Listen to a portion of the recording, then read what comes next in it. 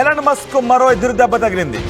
Elon Musk అంతరిక్షంపై పట్టు సాధించాలి అని ప్రయత్నాలు చేస్తున్నాడు. ఎలన్ మస్క్ రీయూజబుల్ రాకెట్లను ప్రయోగాలు చేస్తున్నాడు.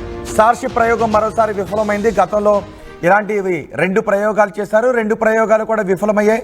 కానీ గతం కంటే ఈసారి కొంచెం మెరుగైన ఫలితాలను సాధించారు. కానీ 3వసారి కూడా విఫలమైంది.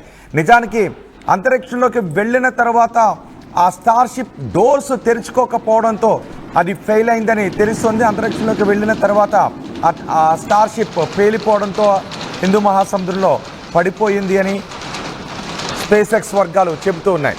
స్టార్షిప్ ప్రయోగం మరోసారి విఫలమైంది. దిగేటప్పుడు నియంత్రణ కోల్పోయింది. గతంలో కూడా దిగేటప్పుడు నియంత్రణ కోల్పోయి పేలిపోయిన సందర్భాలు ఉన్నాయి. దిగేటప్పుడు నియంత్రణ కోల్పోవడంతో బూస్టర్తో కంట్రోల్ సెంటర్కు సంబంధాలు తెగిపోయాయి.